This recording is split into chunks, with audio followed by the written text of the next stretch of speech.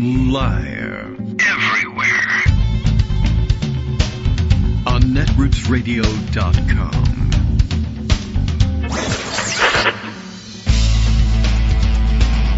David Waldman.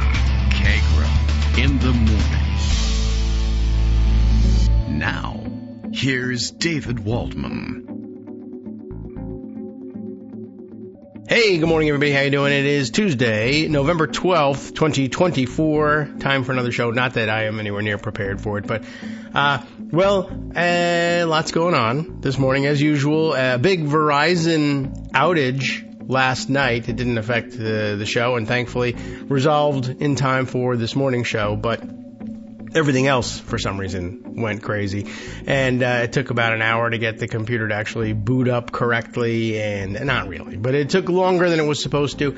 And, repeated problems like seconds before there was supposed to be some sort of music playing for Justice to hook up to and run the stream. But everything fell into place just in time, so that's good news. Maybe a good sign. We'll see.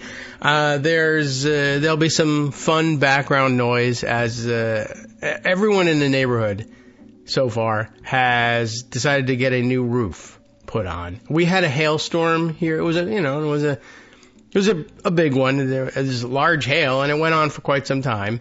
But it was, a couple of weeks ago, 5-6 weeks ago.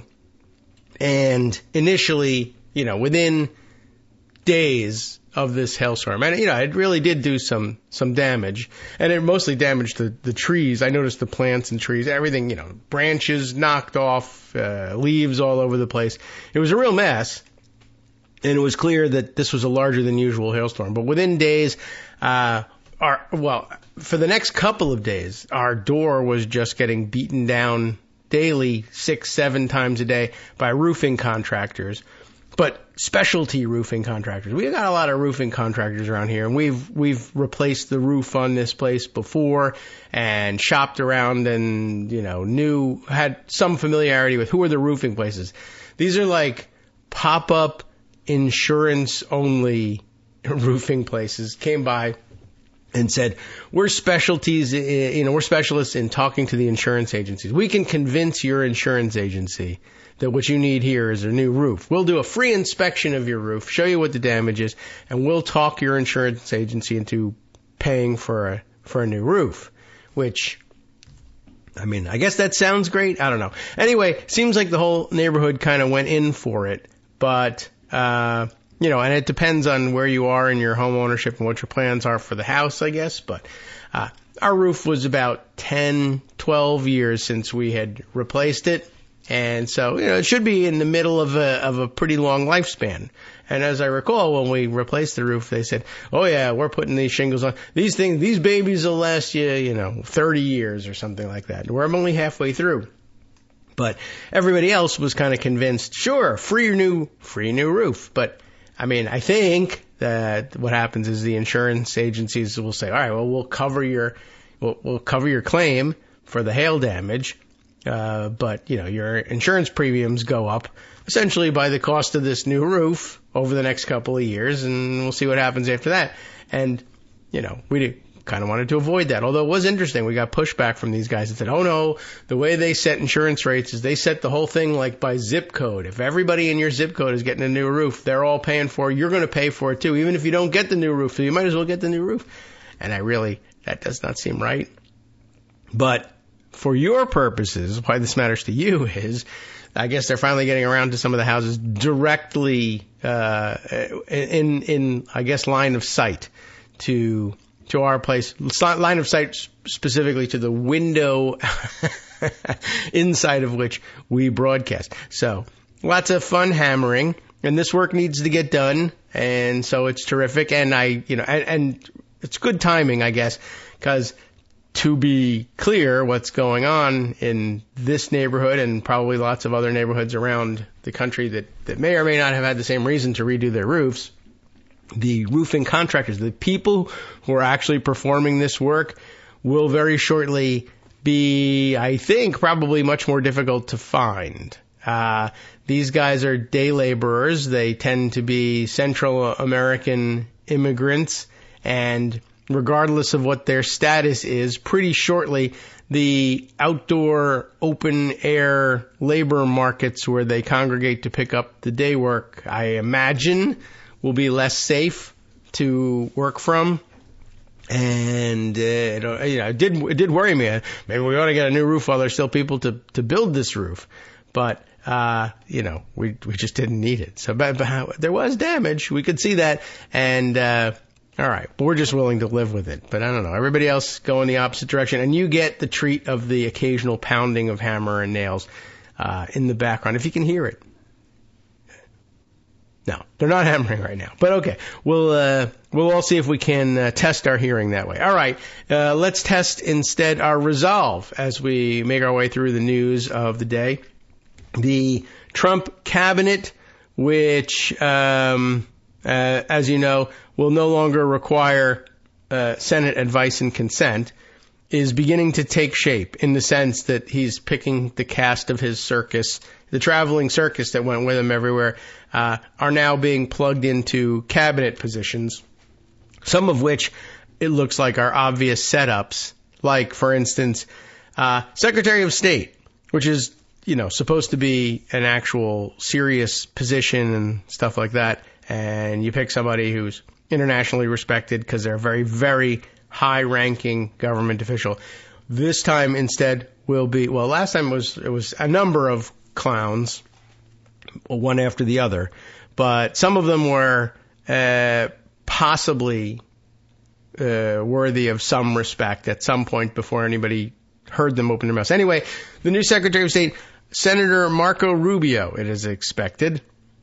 I guess that I don't know what stage we're in, and I don't know whether Trump announces the appointments via Twitter or via Truth Social or puts out press releases or what we're supposed to wait for officially, and you never know. It's chaos with this guy. But most of the talk is Marco Rubio. Why is that such a ridiculous joke?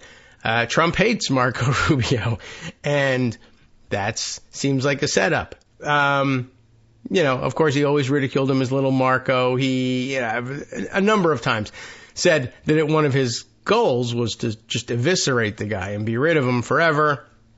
And I guess it's possible that this takes longer than I think it's going to, but my guess is that he's just plugging him into a very difficult and very trying and very high profile spot so that he can, complain about something later and then fire him and then be rid of him. Take him out of his Senate seat, let somebody else occupy it, Ivanka, for instance, and then fire him as Secretary of State and leave him floundering and without a job. Well, he'll find something else, but I don't know what else you would be doing with this. There's no real reason why Marco Rubio should be expected to serve out a full term as Secretary of State, unless just as I don't care about foreign policy, so you stay over there. My daughter needed to get into the Senate, or I don't know. I don't think Jared has any real interest in it.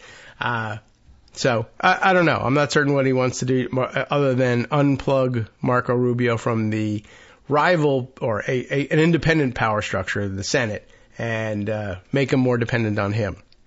Other names now circulating. I guess yesterday was also reports. I'm looking at a graphic here that has the names that makes it look like these are the ones who are confirmed that there's been some sort of announcement, and the others are rumors that are circulating or Trump has tweeted about or whatever.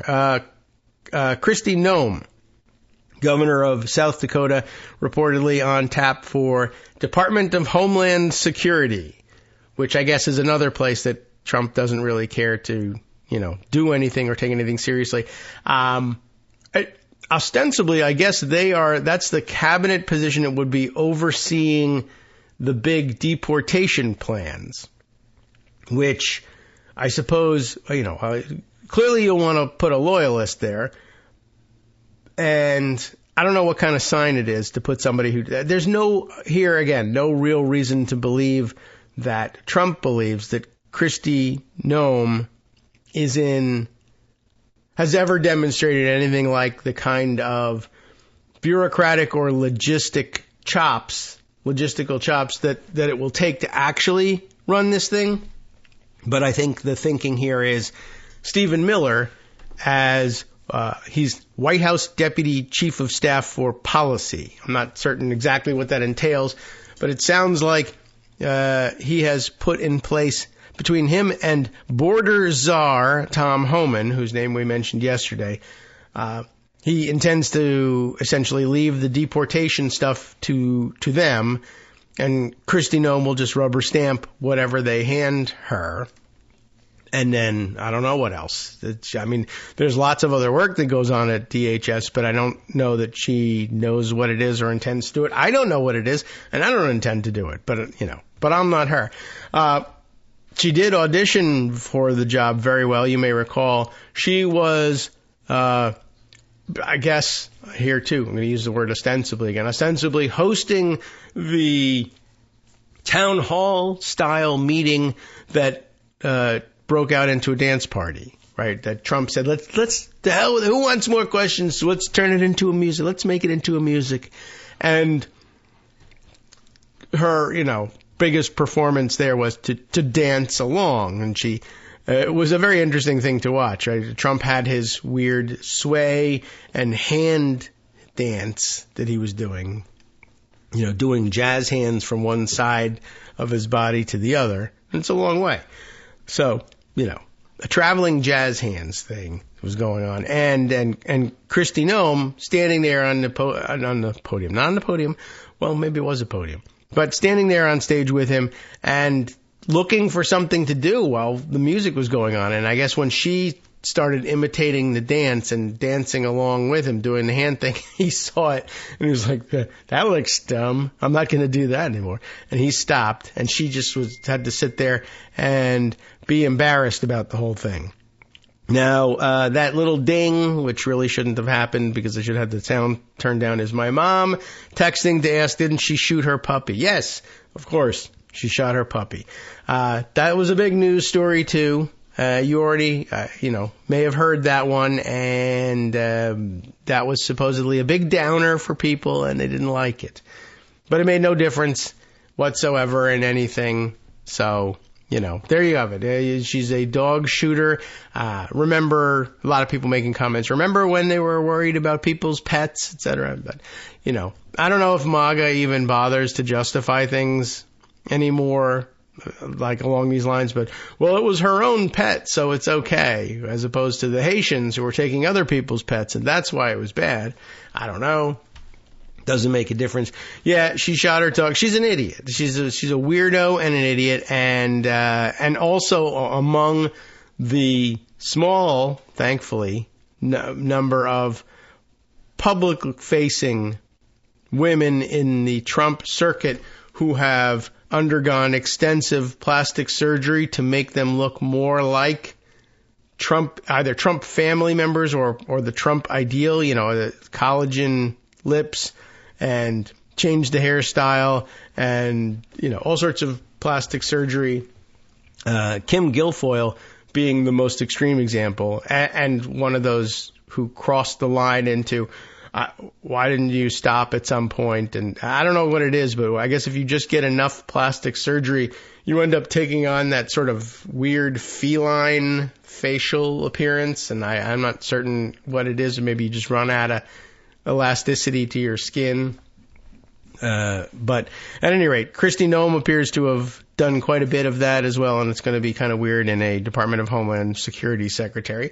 And, I imagine the dog shooting days are done. She also, my other recollection is that she was embroiled in a mini scandal in her home state. Her daughter, I guess, wanted to get a real estate license and either couldn't pass the test or couldn't fill out the paperwork properly or something, but she kept getting rejected for a real estate license.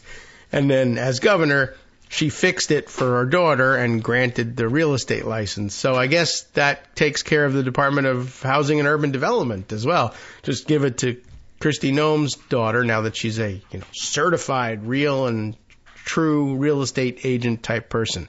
I think she might even have just been taking exams for like mortgage loan origination too, which I don't know if it's as big a deal as the real estate license. But anyway, she seems like a great choice. The others, as I mentioned, Stephen Miller, not a cabinet position, but White House Deputy Chief of Staff. We haven't did we get around to mentioning White House Chief of Staff is going to be Susie Wiles, who we learned a lot about during the campaign. She was the campaign manager. Probably, I mean, if the question is, hey, we got to select some human beings, allegedly, to be on the short list for White House Chief of Staff, Susie Wiles, I guess, was a relatively responsible pick. She appears able to do some things. She's connected. She ran the campaign. A lot of the articles that we read, or that I read on background anyway, during the campaign, seemed to indicate that she was fairly competent at running a large-ish organization. This is a bigger organization. And remember that they kept the campaign very small, too. But at any rate, she's got a lot of Florida Politico experience and, might be a relatively adult person and run the White House, but not policy in the same way. I don't know. We'll see how much policy hand she has and whether she's got any controlling or moderating, and not moderating, but I guess there's no word for it anymore. Used to be what they would call moderating influence on Donald Trump. Others recently announced EPA Administrator Lee Zeldin, which, again, that too, I don't really recall Lee Zeldin being, I would have imagined that, okay, EPA Administrator, they're clearly going to pick the Republican MAGA politician who has the worst, most ridiculous, most outrageous profiteering record on the environment. And I don't recall that was the case with Lee Zeldin, but I'm sure we'll hear more as reporters analyze these picks. Mike Waltz, W-A-L-T-Z. I don't think I ever really, encountered him. Mike Waltz, Republican congressman from Florida, chosen as National Security Advisor. I thought he would go with Flynn just to thumb his nose at everybody, but maybe Susie Wiles talked him into saying, why don't you just let Flynn freelance and not occupy any sort of position where he'd have to answer to oversight committees if, he would never answer anyway, but take him out of that loop and let him just freelance and give you his crazy ideas for free, and have Mike Waltz handle the National Security Advisor stuff. All right, well, other one that I haven't mentioned. Yeah, UN ambassador, which again, I'm not certain how much a UN ambassador matters, and it's an odd grouping of major appointments to make, and UN ambassadors very often one of the last ones to be filled. But Elise Stefanik finds herself in that role. Republican congresswoman, as you know, vaulted into the Republican leadership during the MAGA takeover of the House leadership. And, okay, we know all about her. Really, one of the more craven opportunists in MAGA, and also one of the many who started off as a never Trumper and then switched, right? And eventually became super MAGA. So, look out, UN. Boy, that's going to be fun. Okay, so that's where we stand on all these things. We'll find some analyses and share them with you.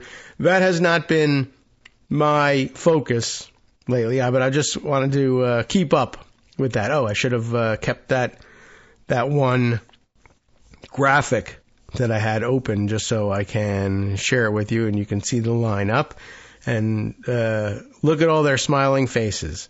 I think it was Aaron Rupar who circulated it, but right now everybody is circulating the same CNN piece on Kristi Noem. I don't know why, but now this is dominating my feed, the same picture over and over again. All right, well, I'll have to just leave myself a note about it instead and come back for that graphic just so I can share it with you. Although by the time I find it, there will be new cabinet members being named, I'm sure. All right, let's see. Let's dive into Pocket, see what else I've got for you. There is plenty. Well, let's see. How about... this is an interesting thing. I wondered whether Greg was going to bring this one up, only because it came from the Bulwark, which is a source that he goes to quite often. But I'm not certain that this one would necessarily catch his eye. We'll see. Maybe it'll be featured tomorrow. We'll take a look. Jonathan Last had an interesting thought, I guess, worth entertaining as an exercise more than anything else, and then we'll see where we go from there. A modest proposal: let Trump be Trump. That doesn't sound like a good proposal right now, and usually that's the proposal that Republicans working with the last Trump administration frequently floated. So why would we be interested in floating that now? The subheader says Democrats should not try to save America from itself. Now, I forget what I've learned over the years about Jonathan Last and who he is and why he's at the Bulwark, but you remember what the Bulwark is, and he's the editor of the Bulwark, or an editor of the Bulwark. Who knows how many they have. And what I can tell you is this. We sometimes get uncomfortable with the idea of, you know who should tell Democrats how to handle Republicans? Republicans. Right. No. But this is a thought, and it's a safe thought for never Trumper Republicans to have, but it's much more dangerous to entertain it as a Democrat for various reasons. But it's here, and it's something to think about. And it's not that it hasn't been suggested by other Democrats as well. So, let's see. He starts off by saying that he and Sarah, who is, I guess, Sarah Longwell from the Bulwark, taped their podcast yesterday. And then it says it's about as bleak as you'd expect. I'm not sure you'll find it cathartic or depressing. You've been warned. The show is linked here. This is his November 8th entry. Also, today's triad, that's his column here, may be controversial. It's probably wrong. Well, okay, that's pretty upfront. I intended it as much as a thought exercise and not at least not exactly as a prescription. As such, I hope you'll discuss it rigorously in the comments. We'll discuss it here. This is one of those rare cases where I want to be clear that there will be a variety of views on the subject, and I'm not speaking for anyone else. I'm not even sure I'm speaking for myself. Well, okay. Okay. I don't know what to make of that one, but I'm getting the point. He's just saying is what he's saying. I'm trying to work through a tension which I believe is going to bedevil us, and I'm open to being convinced that other approaches are wiser. And this comes down to, for Democrats, the ultimate question. Do we do the thing that might not benefit politically, but is like, let's save people from disaster, let's minimize the pain for actual people? Yes. But, okay, later on when you run for office and they reject you and then they say, why didn't you fight harder and why didn't you turn the screws here? Well, because they were going to kill you. Well, but, people are brave in hindsight. So, yeah, it's an interesting question here. Let me continue with his wording of it. As we think through the approach to Trumpism at the congressional level for the next 2 years, this is one option that should be on the table. So here's my modest proposal. Let's do it. Oh, he stops and says, one more thing. Be kind to each other in the comments, obviously, but everywhere. We never regret kindness. Oh, okay. So what are his thoughts? Number one, stop helping. All right. What do you mean? Everything you need to know about the state of our political parties can be found in the following 2 stories. Try this. Ready? First, the tale of Arizona Democrats and the 1864 abortion law. Last spring, Arizona Republicans were in a pickle. The conservative Arizona Supreme Court issued a ruling saying that an obscure 1864 law criminalizing nearly all abortions was valid. This was a position that Republicans in the state had long supported, so long as Roe prevented it from being put into practice. But with Dobbs, the law of the land, the 1864 law was going to be enforced, and it was wildly unpopular. Republicans controlled the Arizona legislature, and so public pressure fell to them to repeal the 160-year-old law. Yet Republicans in the legislature declined to do so. Arizona already had a ballot initiative scheduled for November. This referendum was sure to pass, and when it did, it would invalidate the 1864 law.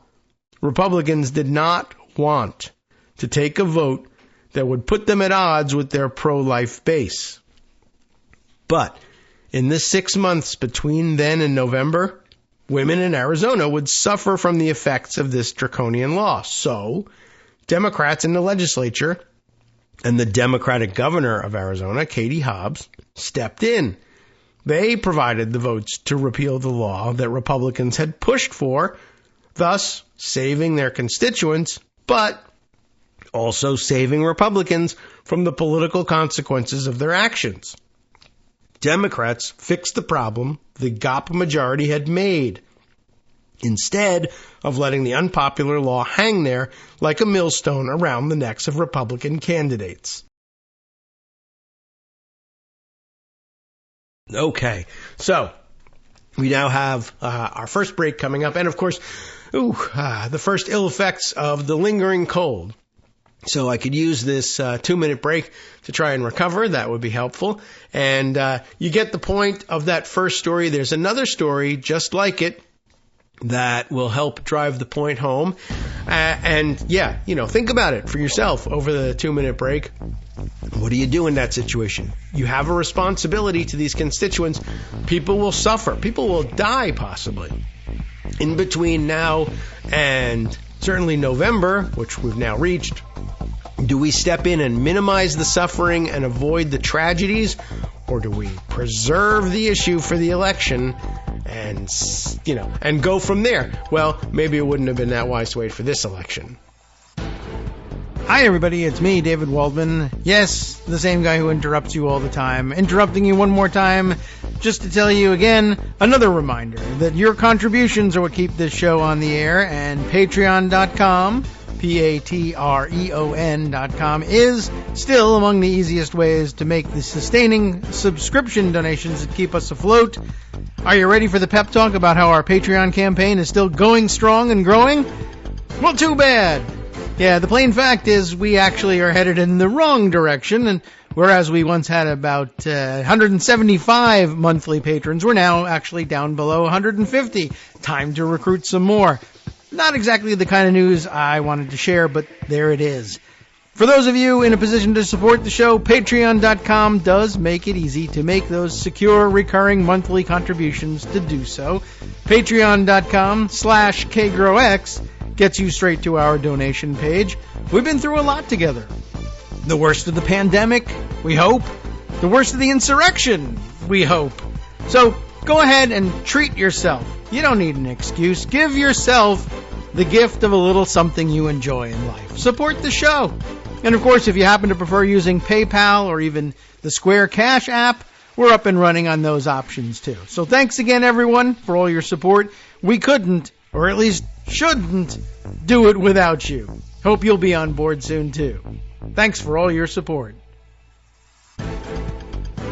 All right, welcome back now to the Kagro in the Morning Show here on Netroots Radio. Wow. So the close of that first segment was rather a struggle. I was trying my best to suppress a cough at the end and just struggling to get through the end of the segment without actually just letting loose. And there was that quiet moment there. We're behind the mute button. Holy cow. Anyway, thank God for that mute button. And now I treat you to another segment, once again between me, you, and Coldie's Lozenges, which is paying nothing for all of this. But anyway, I think it will probably help keep some of that in control. The second of the two parables, I guess, drawn from real life and so therefore perhaps not parables. The fable of the Lankford Bill. This may ring a bell with some of you as well. At roughly the same time as the previous story, President Biden and the Democratic Senate majority approached Senate Republican leader Mitch McConnell about negotiating an immigration bill. It's almost as if Democrats, in winding down the administration and approaching the next election, said, we hear that people out there are in fact concerned about immigration and the border and believe it, rightly or wrongly, to be a top and very pressing issue. And we want to address it in the way that the United States government addresses things, through federal legislation. Oh, well, as you know, people went into the election thinking, no, they never felt that way. They made no effort. They pretended it was not an issue. But here's the story.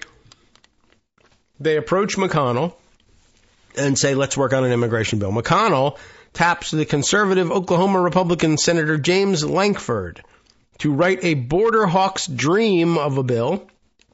And that's exactly what he did. The Lankford bill was easily the toughest immigration law in generations. Democrats gave away the store and asked for nothing in return. Republicans got everything they said they ever wanted. And then, after the Republicans' designated negotiator declared victory, the rest of the Republican Party in Congress balked. They chose to abandon their own bill because instead of solving the problem at the border, they wanted to be able to use immigration as an issue to help Donald Trump's presidential campaign. On Tuesday, voters rewarded one of these parties and punished the other. What should Democrats learn from that outcome?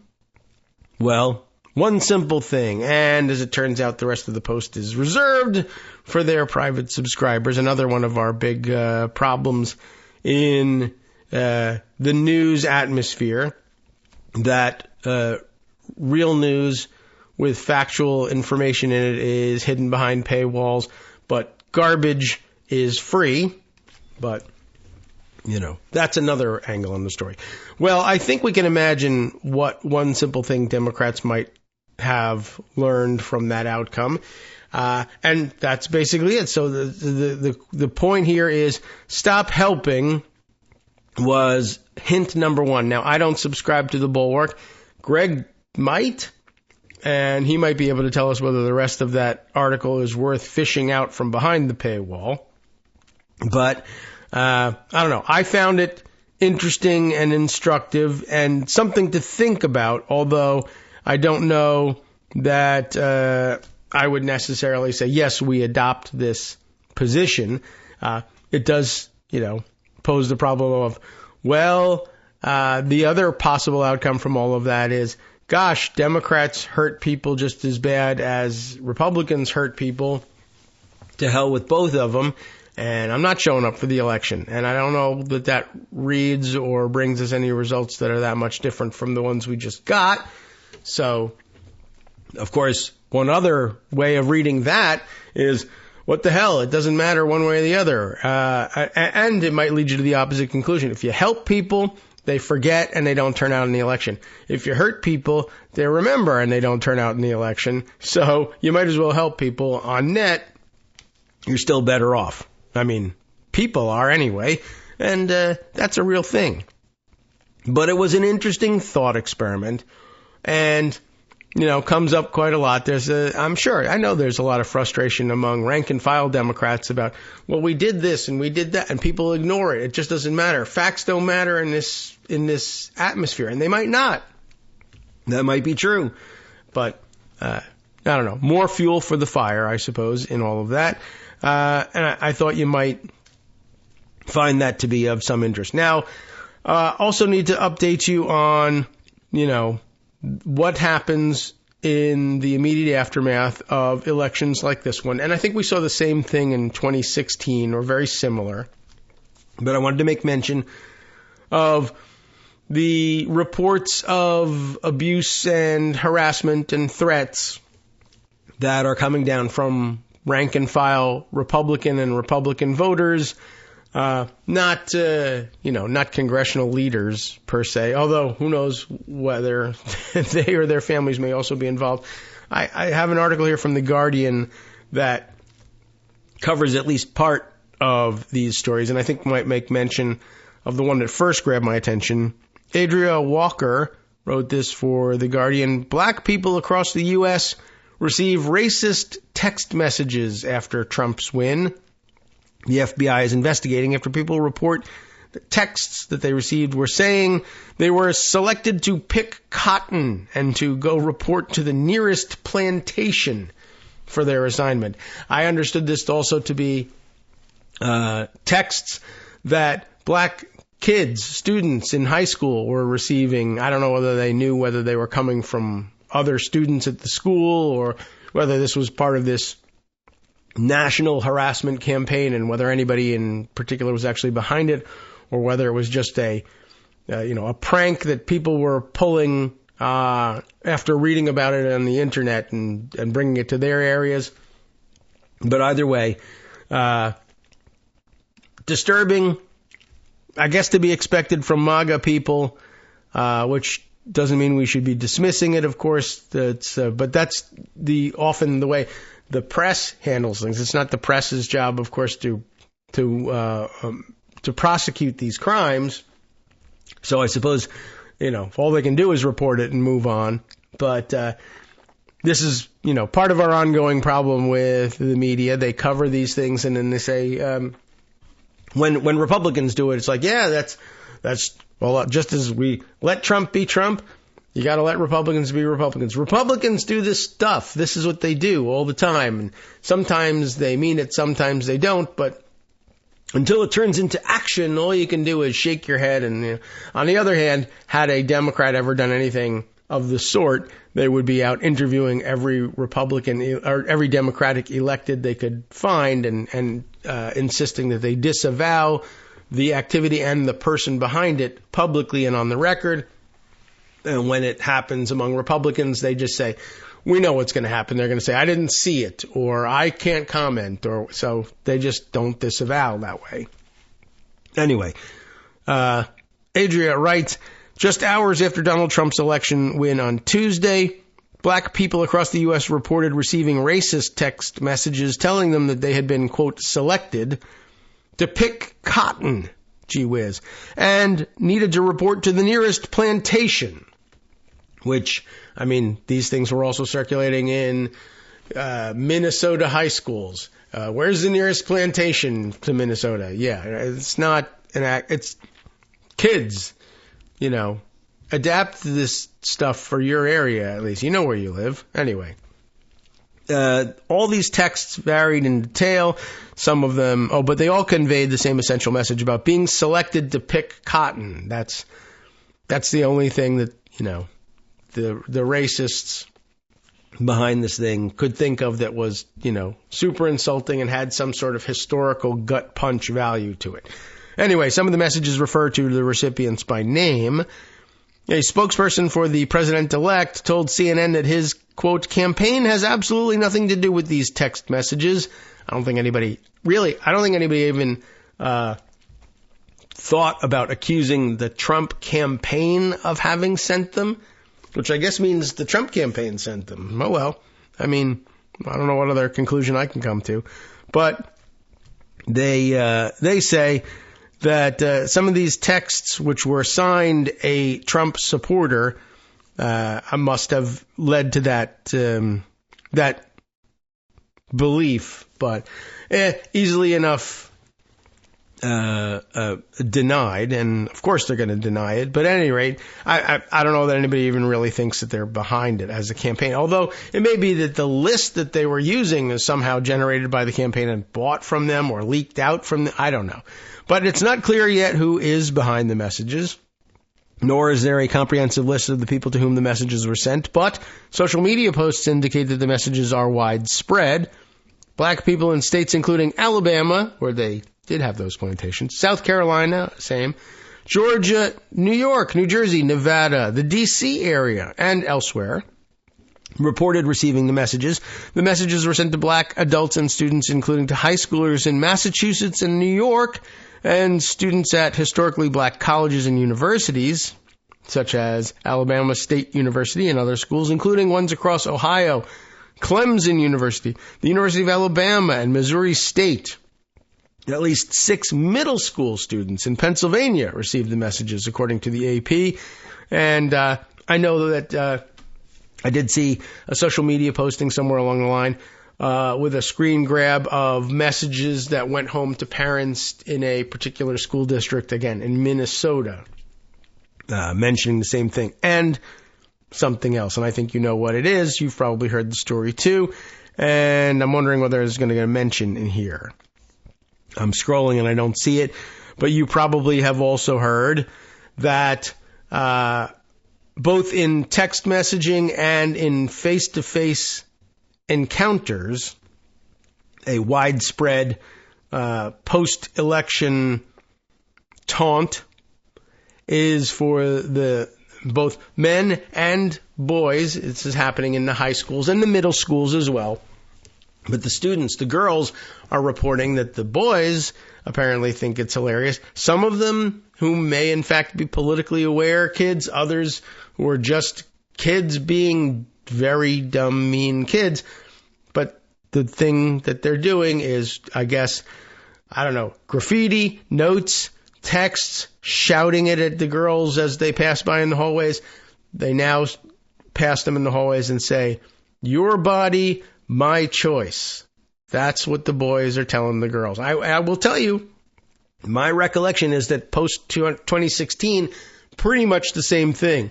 I don't know if the line was the same, but there was very definitely a period during which the boys in school thought it was funny commentary on the news, I guess, to taunt the girls this way, that they were somehow endangered, that there was going to be, that it was a straight up threat of sexual assault. Among middle schoolers, I suppose you might think more along the lines of stupid kid being mean, weird, bully, bad age at which to try and judge exactly what it is without any more information. At the high school level, perhaps a little bit more political awareness there. And then, of course, this happening among adult men as well, insisting that that makes them edgelords and they're just, testing the boundaries and pushing for, I'm a free speech absolutist. There's nothing wrong with saying this. But I was amazed by those stories, and it doesn't look like that's even mentioned in this write-up here. But I was amazed by those stories, mostly, of course, because you may remember I'm sitting here in Loudoun County, Virginia. And in Loudoun County, we were the target of all sorts of Republican effort, that culminated in the election of Glenn Youngkin as governor of Virginia somehow, despite the fact that this didn't catch fire among the actual voting base in Loudoun County. But you also, the stories, the national stories I had to dissuade you from, believing that Loudoun was full of reactionary, MAGA wannabe white suburbanites who were insisting that, the county schools have gone too far because they allowed this thing to happen. You remember the story that one student sexually assaulting another student in one of the girls' bathrooms, and it was then accompanied with wild rumors that this was a transgender student. It was not, and that it was the county's lenience in allowing transgender students to choose the bathroom that matched with their gender identity for their use that had led directly to this attack, which it had not. But it became a national rallying cry and made Loudoun County infamous in its wake. But there was also the backlash against cracking down on people who came to school board meetings and completely lost control and threatened people and got physical with people. And then when they were removed, they said, "Now you're saying I'm a terrorist. I'm just a concerned parent." But do you remember what was at the middle of all of this was that there was, in fact, one concerned parent. The father of the girl who was assaulted was showing up looking for answers, looking for, I don't know what, some kind of satisfaction from the school board.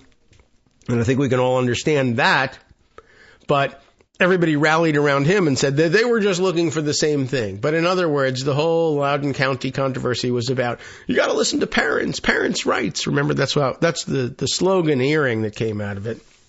But it was all about, we're worried, we need the school board to do something about the threat of sexual assault against our daughters in school.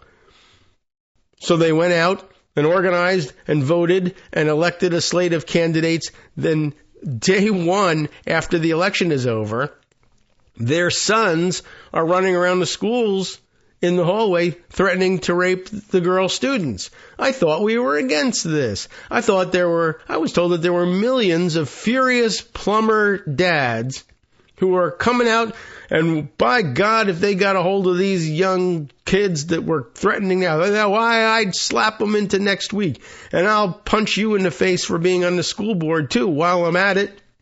I'll show you a thing or two. We don't stand for this stuff around here, but all of a sudden, not only do we stand for it, it's part of the political platform. As it turns out, the party that said, we're outraged about sexual assaults against girls, now says, hey everybody, party time, go sexually assault the girls. Well, I'm against that. I don't know how you feel about it. But I guess we'll be sorting that out for the next couple of days.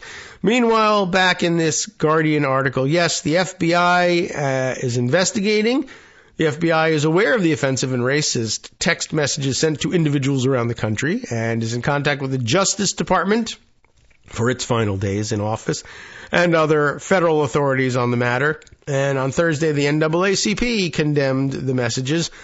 They're, quote, a part of the record here, but I think you get the story. And, of course, you also now are thinking in the back of your mind as we close that story out, the FBI and DOJ have 8 weeks to wrap this up, because after that, anybody who gets charged is in line for a pardon from Donald Trump. So, moving on to the next things, I mentioned, let me see if I can carry this over because I've got off on a bit of a tangent about Loudoun County. I'll see if I can't find this article, which will help explain why I am more than a little concerned by all of that. Here, also from The Guardian, is a piece from Martin Pengelly, whose name we definitely have called before, and wondered again how he pronounces that G in the name, a hard or soft G. And I've never called him and asked, in case you were wondering. Although, one of these days, I don't know, maybe we start trying to do this one day in the show, if time permits. I did originally think of this as it would be interesting if we were reading these articles, if we then put our Skype to use, if we knew the Skype contact information for some of these reporters, to call them on the air and ask them questions about their articles. I don't think they would take the calls, but you never know. Might be an interesting thing to try one of these days. Anyway, in the meantime, I usually opt for giving you the information rather than the goofy stunt that won't work out. Project 2025's chief's book, get it, the chief of operations at Project 2025. His book urges, well, all sorts of things, but as part of the agenda, quote unquote, burning, burn it all to the ground, of, get this list, ready? The normies are going to love it. The FBI, the New York Times, oh no, Wordle, and the Boy Scouts. The Boy Scouts, yes. Well, at bottom you might remember, oh yeah, right, oh they want to burn down the Boy Scouts because they let girls in, or they stopped throwing gay people out. Oh, okay, well, can't have that, but that's some list. Well, that's not the extent of the list. There's more to it. By the way, the Project 2025 news over the last couple of days has been extremely, I don't know what. I mean, I guess it's interesting, but that's one way of describing it. The other way is, of course, everything that you knew about Project 2025 turned out to be true. Not only the contents of it, but as the Trump team spent the last month saying, no, that's not our agenda. Now, of course, they're like, oh yeah, I forgot to tell you, that's our agenda, just as expected. Steve Bannon pretty much said as much right after the election. Said, now the election's over, we can say, oh yeah, that is our agenda. And of course, also somewhere along the line, Trump or his surrogate said, now anybody who has anything to do with Project 2025, they're off the list. They're not going to serve in this administration. And they are now, of course, being tapped to serve in the administration. Anyway, just to give you an idea of, what they're all about. Weird is back, ladies and gentlemen. So Martin's story here, Project 2025 Chief's book urges, quote, burning of FBI, New York Times, and Boy Scouts. Subheader, revealed, new book by far-right Kevin Roberts calls for conservatives to, quote, burn away the rot, unquote, of U.S. institutions. Which I guess is easy for him to say because he stands then to impose a new U.S. institution on top of it, and the rest of you can go F yourselves. A new book by the chief architect of Project 2025, a hugely controversial policy plan for a second Trump term, repeatedly employs imagery of fire and burning, including calling for right-wingers to, quote, burn away the rot, unquote, of American institutions and organizations deemed opposed to conservative aims. The news comes after a White House address on Thursday, 2 days after Donald Trump beat Kamala Harris in the U.S. presidential election, when Joe Biden called on Americans to, quote, bring down the temperature, unquote, after months of heated political battle. Okay. So the current American president does the presidential thing and says, let's bring down the temperature. And what's his name here? Kevin, I've already lost track of the guy's name. Kevin Roberts says, bring down the temperature. No, let's raise it. Let's light everything on fire. And here are the things we want you to light on fire.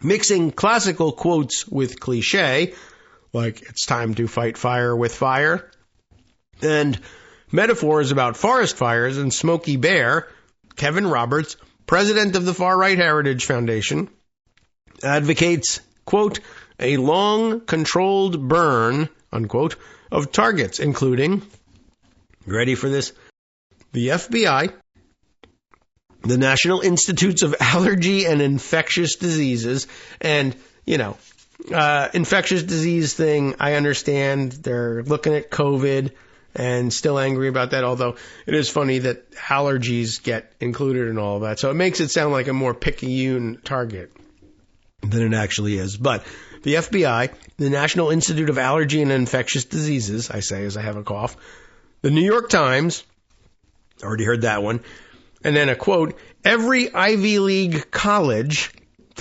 okay, and even the Boy Scouts of America, which others will point out is now called Scouting America, by the way, which is part of why they're mad about it, I guess. But at any rate, also interesting to throw in every Ivy League college, because why not? Now, again, you'd think that the Republicans were the ones who just ran a ticket that had no Ivy Leaguers on it, and the Democrats had used their elitist credentials, because they're going crazy again, once again, saying, even convincing some Democrats to say that it's time to fight back against the elites. And, I don't know which party it was that fielded a University of Pennsylvania grad and a Yale grad together on their ticket, but actually that's the one that wants to burn down the entire Ivy League. So, okay. Roberts' book, Dawn's Early Light, that's the name of his book. Dawn's Early Light, Taking Back Washington to Save America, will be published next week. Now, this is an article from last week, the end of last week. So we're in publication week now. I'm not tracking this thing, but I assume it's either out or coming. So anyway, this book is coming out this week. The Guardian obtained a copy, unfortunately, but the book has proved controversial already. This summer, news outlets used review copies to report violent imagery in an introduction by the Ohio Senator J.D. Vance, Trump's vice presidential pick, and to highlight both Roberts' own violent language and his work on Project 2025. Roberts' original subtitle, Burning Down Washington to Save America. Well, that also attracted attention, as did incendiary language, pun intended, I guess, in promotional materials. Maybe not a pun at all, now that I think about it, as Trump sought to distance himself from the book and Project 2025, including by lying about not knowing Roberts. Publication was postponed until it would be too late, till after Election Day. Now, with Trump victorious, Roberts' heated rhetoric seems likely to alarm progressives all over again. Beginning with a quote from Virgil's Aeneid, it reads, "My spirit kindles to fire and rises in wrath to avenge my dying land." Roberts writes, in 2020, our country went up in flames. Some of those conflagrations were intentional arson, such as the mostly peaceful protests, and he has that in scare quotes, mostly peaceful protests for racial justice after the police murder of George Floyd. Now, some of this is included in bracketed language, that is, the editorial language added for clarity. What it reads, the quote reads, I guess, some of these conflagrations were intentional arson, such as the, quote, mostly peaceful protests that caused more than $1 billion in damage, which it says, parenthetically, a controversial claim, in some of America's greatest cities. Others were more unintentional, such as the record-setting California wildfires that torched more than 4 million acres of our most beautiful forests, which, of course, Murdery Trader Green told us were set by Jewish space lasers. Not mentioned here. More quotes. In fact, all those fires were connected. They spring from a conspiracy against nature, against ordered, civilized societies, against common sense and normal people, orchestrated by a network of political, corporate, and cultural elites who share a set of interests quite apart from those of ordinary Americans, like venture capitalist workers, billionaires, presidents of the United States, etc. Well, be it Black Lives Matter in the cities or the Bureau of Land Management in the countryside, both, of course, go by the initials BLM. The playbook, he says, is the same. Destroy the embodied institutions that define the American way of life and replace them with ideological commitments and bureaucratic imperatives. It's time to fight fire with fire. Of course, the persistent Republican belief that two wrongs do make a right, particularly if we are the second wrong, and even if the first wrong never actually happened, I guess that's okay. They're burning down America. Oh yeah? Well, we'll burn it worse. Let me show you the list after this. All right, welcome back now to the Kagro in the Morning Show here on Netroots Radio, and we continue to cough, sneeze, and sniffle our way through today's show. Everything was really going pretty good about in the 8 o'clock hour. Right as we closed the 8 o'clock hour, all of a sudden everything hit again. So, not sure exactly how I'll deal with that, but I think tomorrow's routine is going to have to include cold ease lozenges a lot earlier.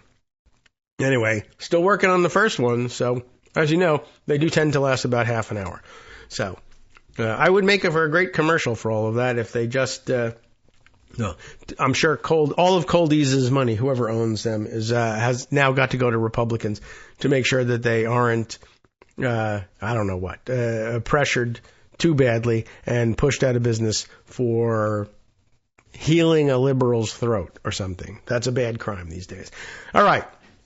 So this Guardian article about his book now moves into telling us a little bit about what will be the targets of, or what are supposed to be all the targets of all the burning down that MAGA wants to do, fighting fire with fire, as they say, alluding to prominent Project 2025 aims, including political purges of the federal government and legal attacks on groups including women and LGBTQ plus Americans. Roberts continues. Fire has the potential to destroy... Oh, really? Oh, thank you. That's so scholarly of you.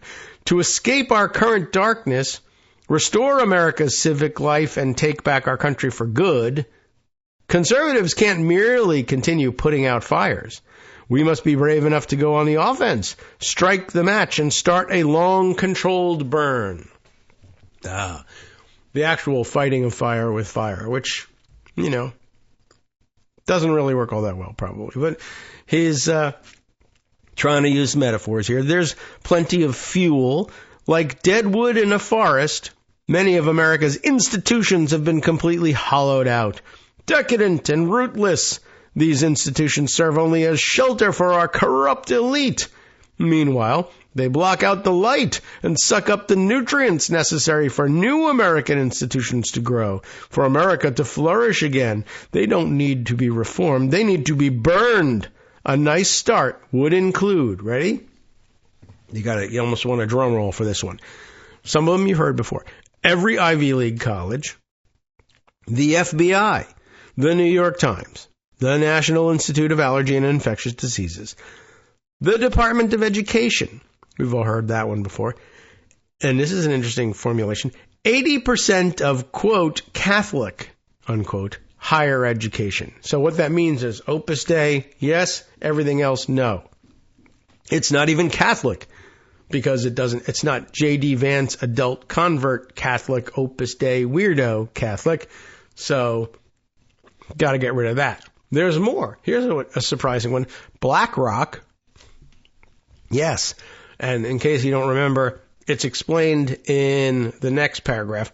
BlackRock, I'll wait till we get there. But BlackRock, it's the one you're thinking of, which doesn't make any sense.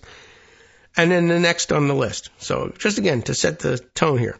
Every Ivy League college, FBI, New York Times, CDC, Department of Education, 80% of Catholic higher education, weirdo inclusion of BlackRock, and then the Loudoun County Public School System. The Loudoun County, Virginia public school system. Not public schools here, there, elsewhere. Not Berkeley, not San Francisco, not New York, not, take your pick. But the Loudoun County Public School System. Wait, there's more. The Boy Scouts of America, previously mentioned, but still weird. The Bill and Melinda Gates Foundation. Okay. The World Economic Forum. The Chinese Communist Party. Okay, I mean, they do rail about that quite a bit, but okay, that's a late inclusion for that. And the National Endowment for Democracy. Not the National Endowment for the Arts, not National Endowment for other things. National Endowment for, the good thing, democracy. But we hate that now. It's going out of fashion. So that's some list. And I understand listing some of those things, but a list that includes the Chinese Communist Party and the Loudoun County Public School System. Billion plus people controlled by the Chinese Communist Party and, some couple thousand students.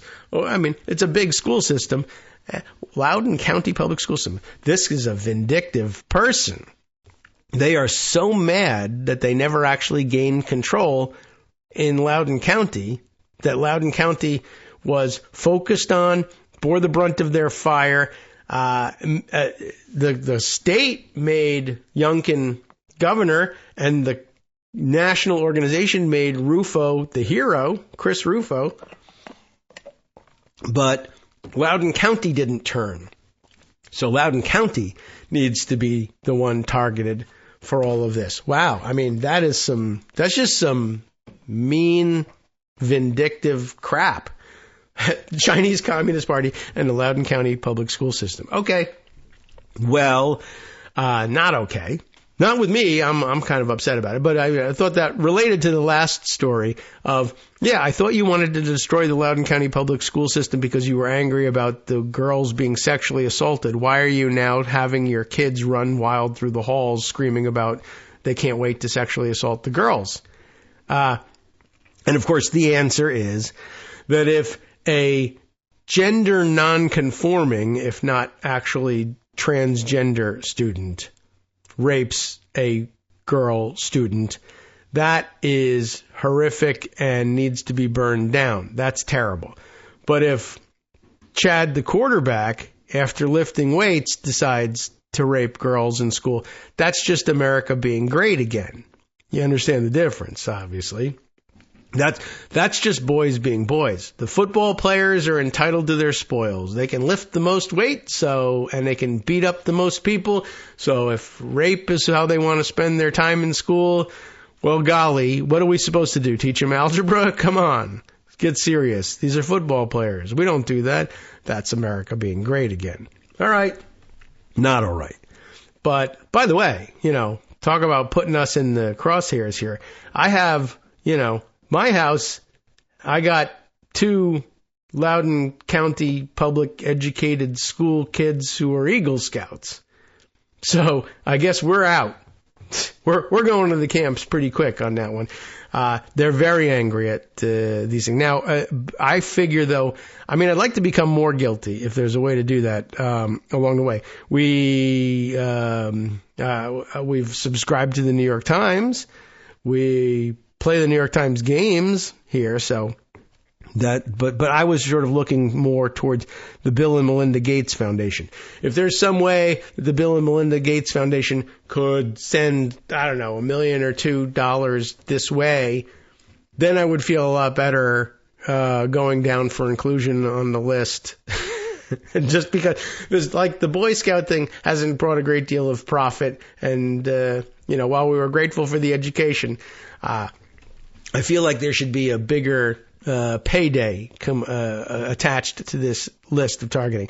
I have no interest in joining the Chinese Communist Party, though, and most of these other things, there's not that much for me to get involved in. Now, BlackRock, as was mentioned earlier, needs some explanation. Roberts does not elaborate on qualifications for his list, but it does contain one name that may jar with right-wing leaders, and that's BlackRock. It's a major financial firm, as you may know, has been a key investor in Trump Media and Technology Group, for instance, the president-elect's social media company and latest emoluments clause violation.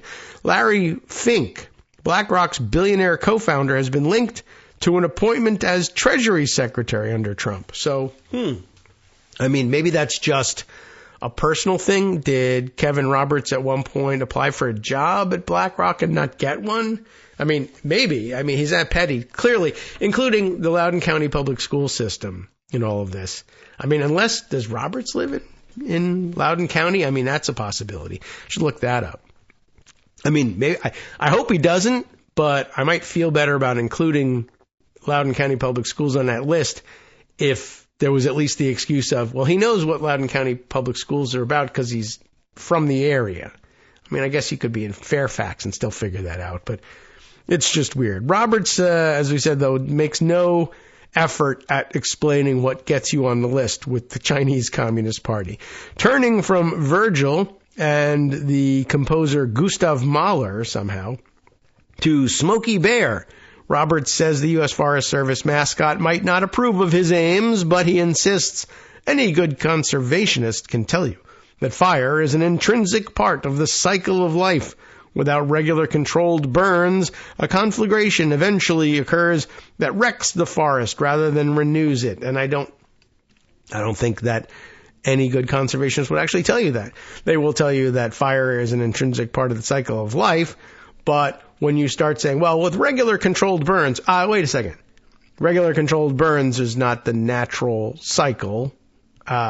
It's understandable as control systems go, but it's not, naturally he would conflate the two. Well, conservationists tell you that they will tell you that controlled burns are sometimes a wise idea for forest management, and they will tell you that fire is part of the circle of life, as it were, but they won't confuse the two.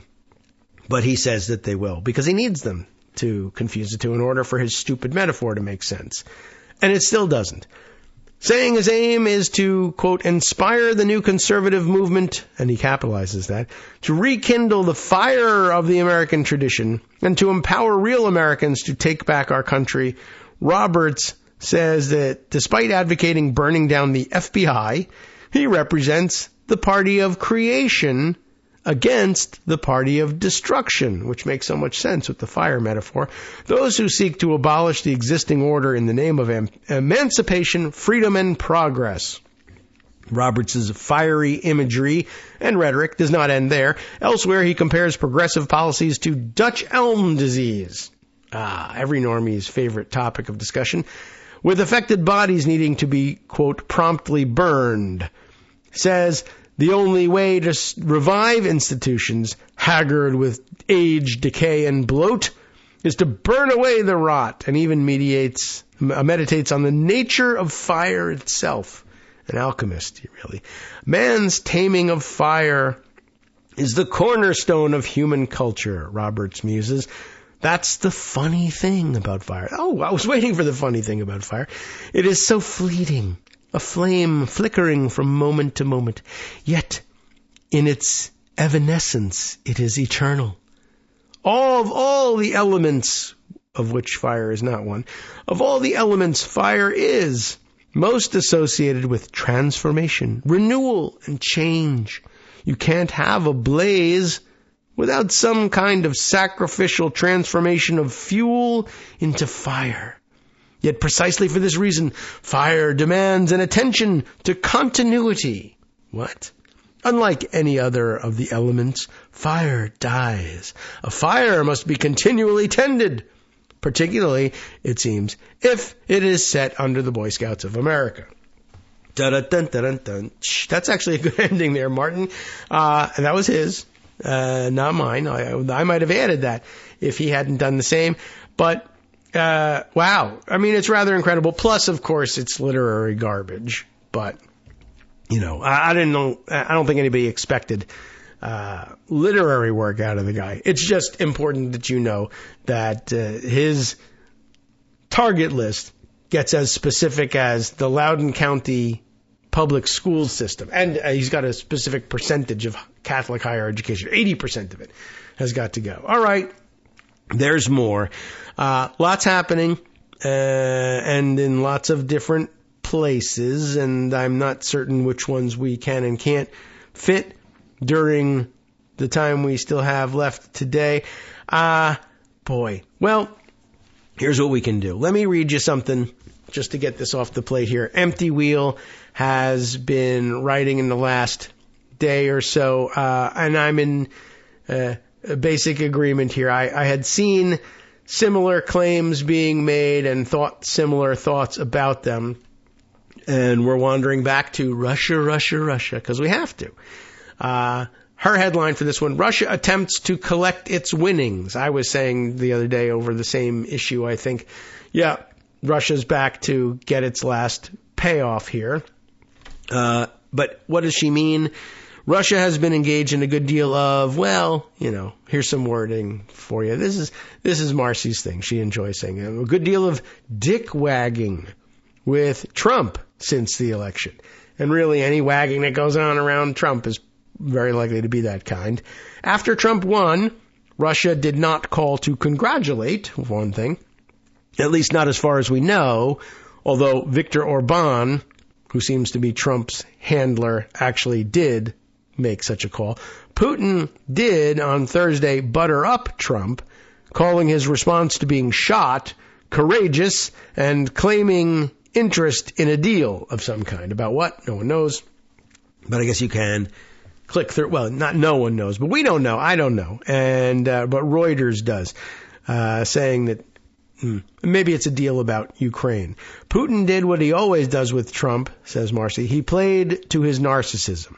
On Friday, though, one of the most popular TV shows in Russia used a different approach, as made available by Julia Davis's Russian media monitor, and I had seen this, and this is what I was reacting to. And they decided the thing to do on Friday was air shots of Melania's nude photos, in the guise of noting that she was, years ago, photographed with a U.S. seal of some kind in the shot, as if someone knew she would one day be First Lady.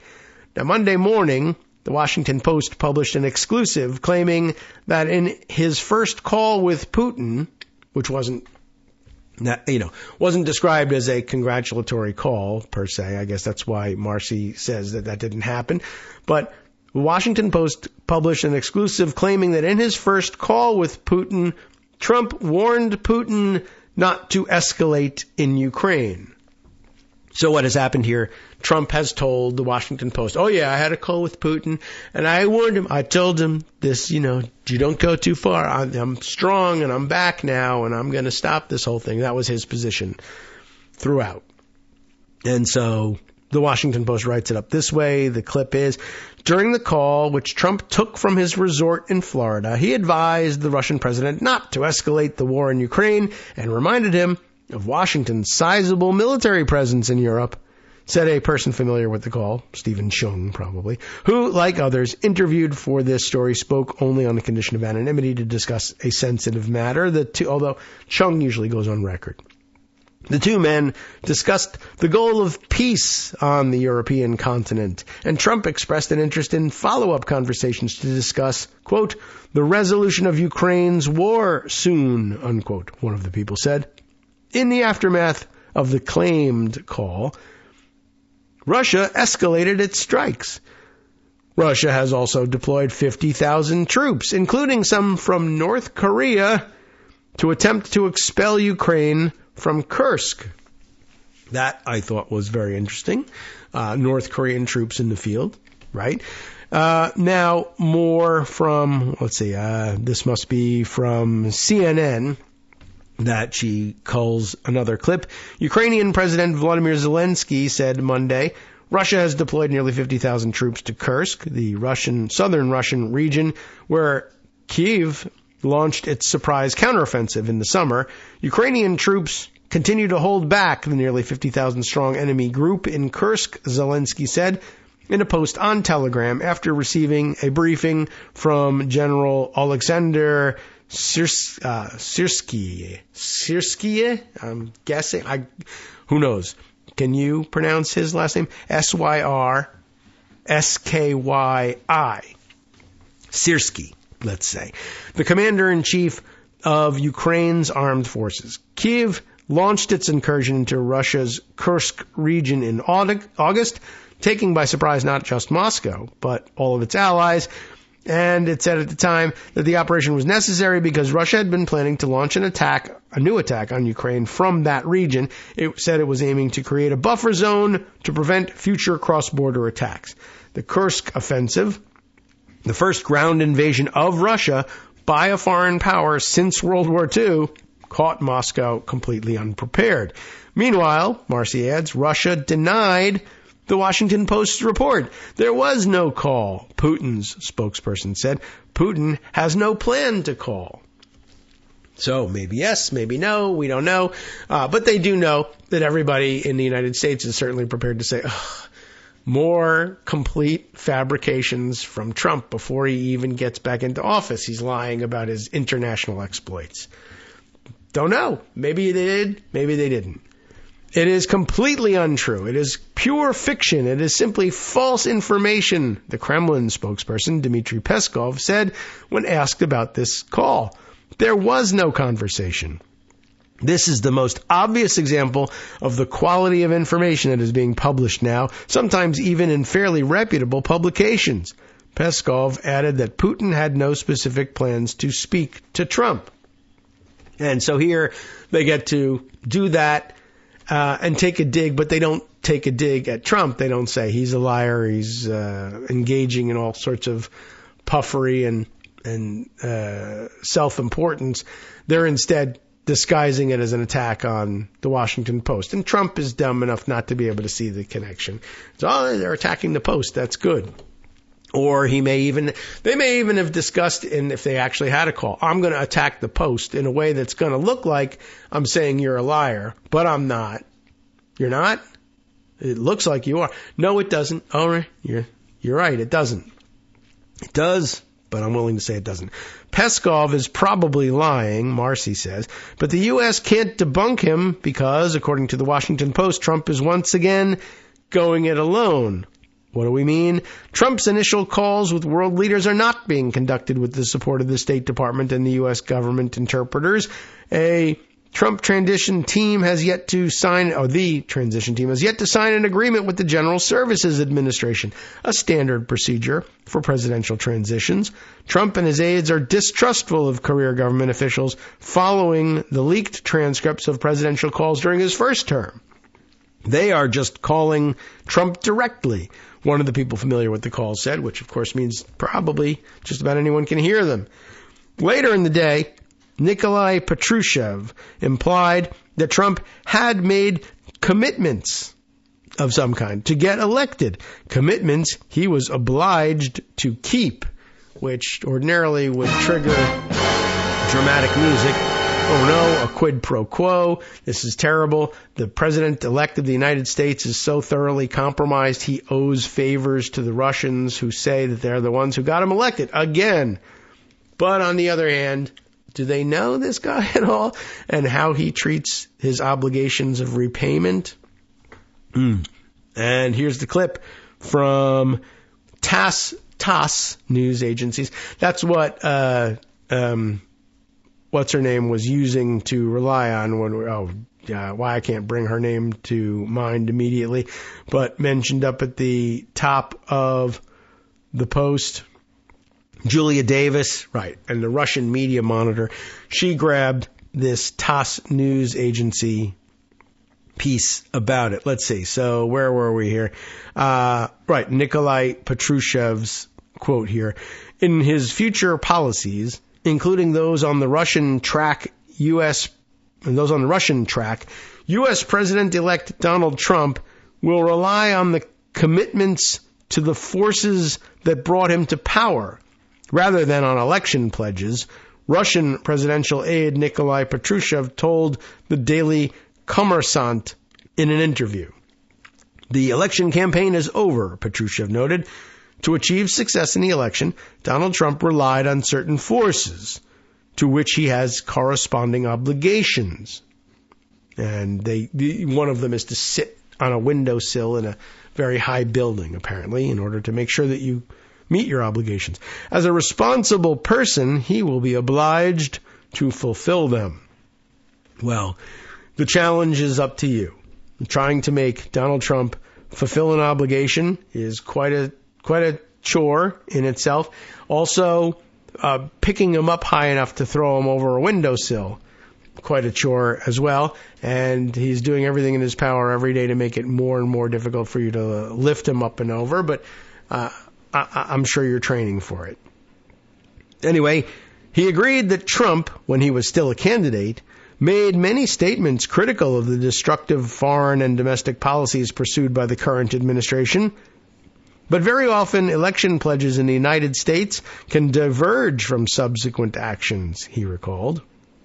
Republican Donald Trump outperformed the candidate from the ruling Democratic Party. This is how they explain it to Russians, I guess. Vice President Kamala Harris in the U.S. elections held on November 5th. Trump will take office on January 20th, 2025. During the election campaign, Trump mentioned his peace-oriented, pragmatic intentions, including in relations with Russia. So, back to Marcy, who tells us Trump is going to be a tool of Russia. In one of his first personnel moves, he humiliatingly killed Mike Pompeo's bid to be defense secretary. Pompeo, like Nikki Haley, supports Ukraine. Reportedly, Trump made that decision with the counsel of, brain genius, Don Jr., Trump's soft underbelly, and Tucker Carlson, Trump's tanned underside, I guess we could call him. My guess is their primary concern is when he will do that. He promised to deliver peace on day one. 7 days later, he hasn't delivered, nor said he would. The shape of the capitulation Trump is discussing, basically a freeze on the status quo and a withdrawal of funding for Ukraine, is far less ambitious than what Russia intends, which is to conquer all of Ukraine. But I guess it's the probable next step, right? If you say, well, our agreement is everybody occupy the territory you're occupying, stay there, and we'll stop funding Ukraine. What that means is then they won't have any money to defend the part that they're supposedly allowed to sit and freeze on, and Russia can resume its attacks. And when we don't resume aid to Ukraine, they will conquer the rest of that territory. I think it's fairly clear.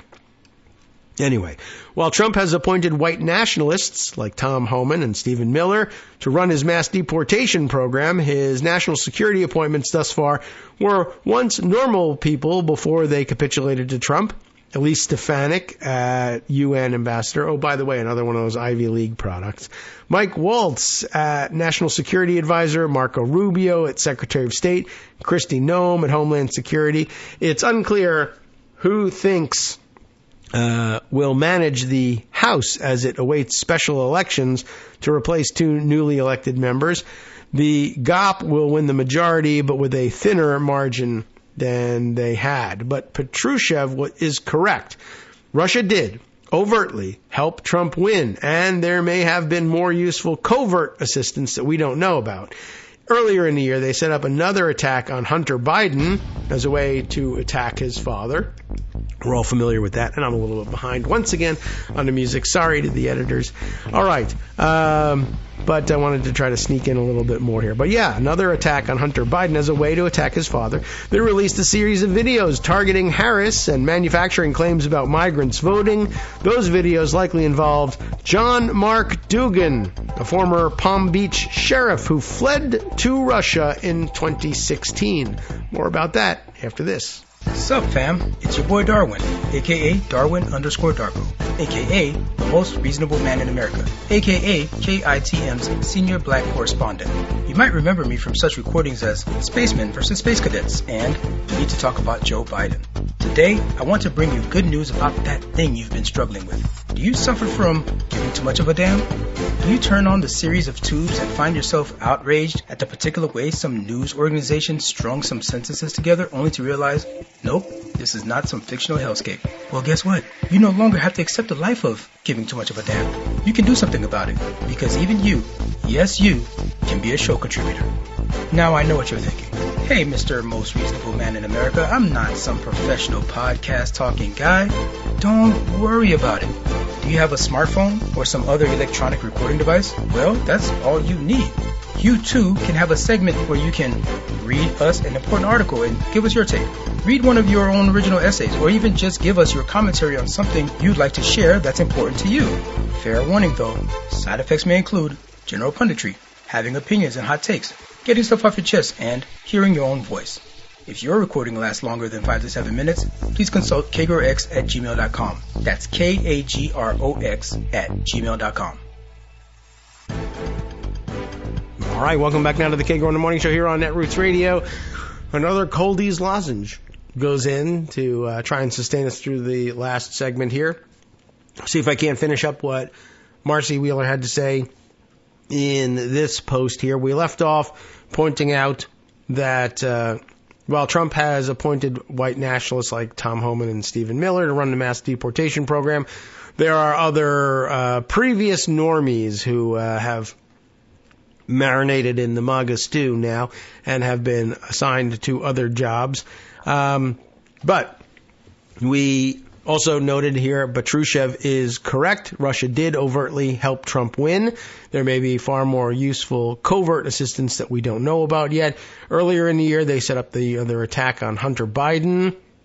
They released a series of videos targeting Harris and manufacturing claims about migrants voting. Those videos likely involved this guy, John Mark Dugan, Dougan, former Palm Beach sheriff who fled to Russia in 2016. While it is not yet clear whether bomb threats to Springfield, Ohio, and on voting locations were from Russia, they were routed via a Russian email domain. A far bigger question is whether the decision by a bunch of tech oligarchs, yes, we now have our own oligarchs, most notably Elon Musk, to support Trump, came with the involvement of someone either formally working for or just acting as an epic useful idiot to Russia. Did Trump install J.D. Vance as a part of the deal for support from Elon? And what should we take from all of the Russophile nut jobs that Trump plans to install in his administration? To a great degree, Trump will be opening up his administration to Russia. Or we always told you here, political union with Russia to own the globalists, now taking shape. And doing so via wildly ignorant or crazy people. Russia will get what it wants under a Trump administration, and it just might take a while. So, she now asks, why all the dick wagging? Well, Probably Russia is engaging in this game for two reasons. First, while the infusion of North Korean soldiers has helped its cause and it is making advances in Ukraine, it is doing so at great cost. And Ukraine still manages some attacks deeper in Russia. Here, I guess, quoting from, I don't know, what are we looking at here? I don't recognize this URL, but let's see. RFERL, Radio Free Europe, Radio Liberty. Okay, that I recognize. What are we reading from? Radio Free Liberty. Okay, an average of around 1,500 Russian soldiers were killed or injured per day in October, Russia's worst month for casualties since the beginning of the invasion, according to Britain's Chief of the Defense Staff, Tony Radakin.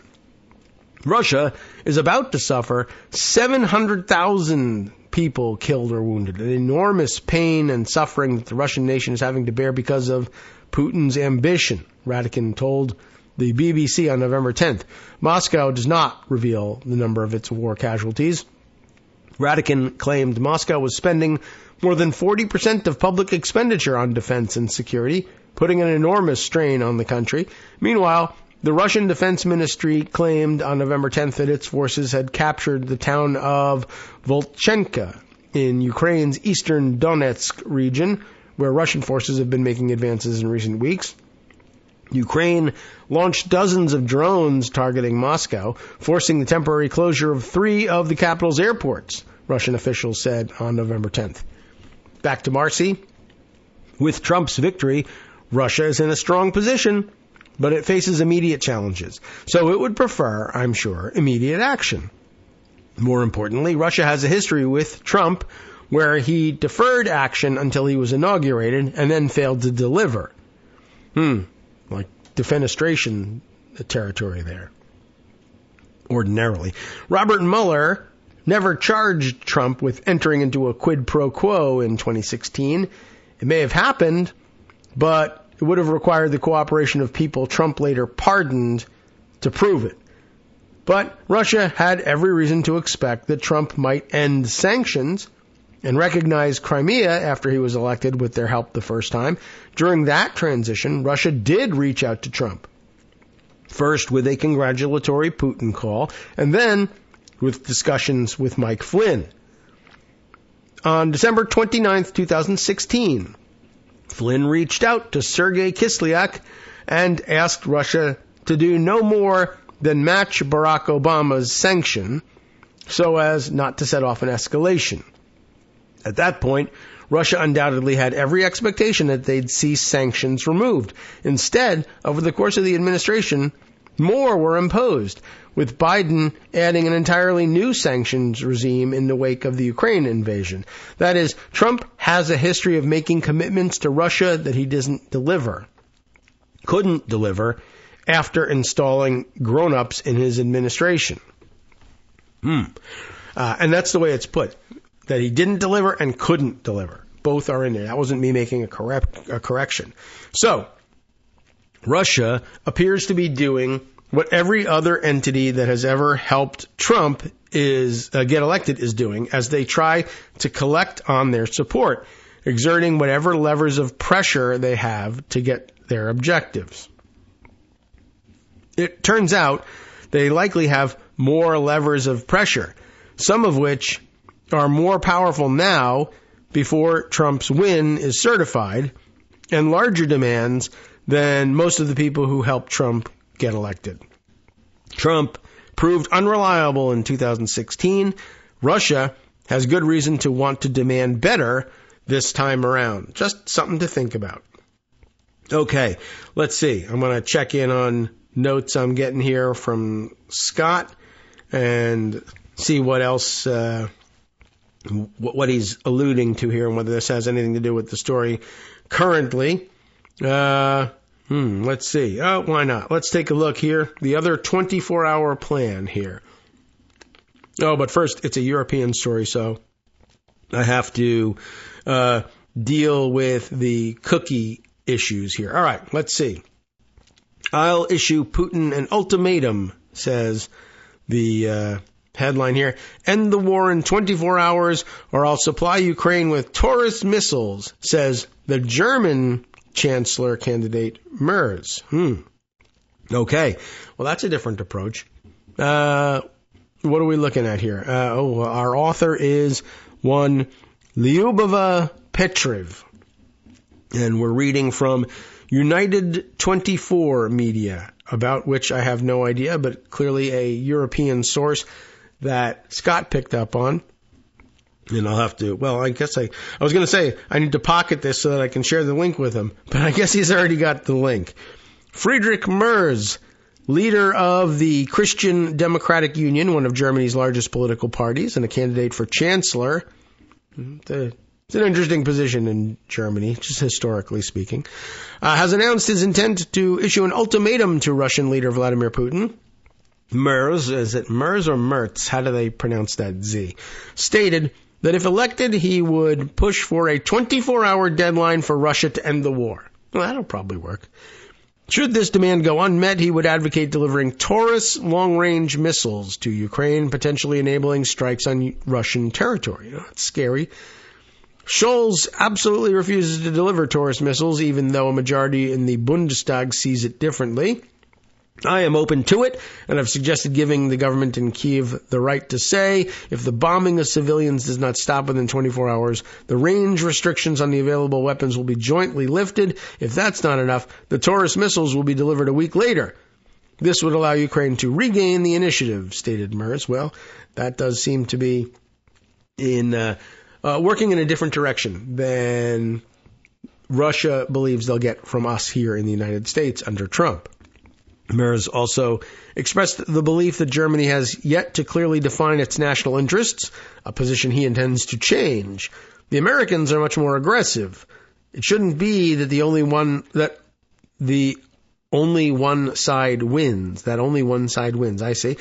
We need to make agreements that are favorable to both sides. Trump would call it a deal, Merz explains. Means very little to me. Didn't make much sense, but Ukraine has long advocated for those Taurus missiles to strengthen its defense capabilities. However, Germany's current government has so far declined, citing concerns over escalation. And I can see why, but okay. So, I don't know. Several moving parts for the Russians to deal with, but, boo-hoo, their life is becoming complicated. They seem to have gotten what they want. Well, maybe not, out of Trump. I will say, I guess on a certain level, minus the whole, World War III thing, the idea of, say, coming around to collect the debt, not getting satisfied, and chucking Trump out a window, except for, now we have a war, J.D. Vance is president, doesn't really help matters all that much.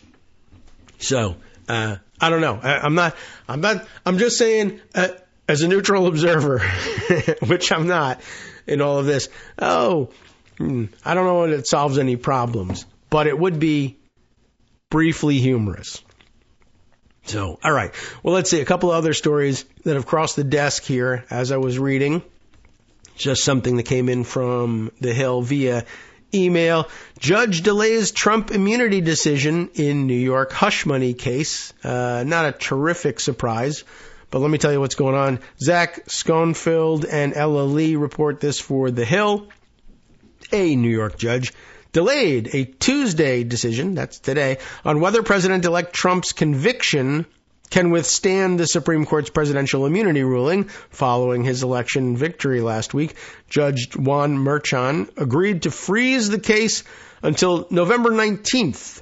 Newly public court records show, enabling prosecutors to respond to Trump's demand that the case be dismissed entirely now that he's president-elect.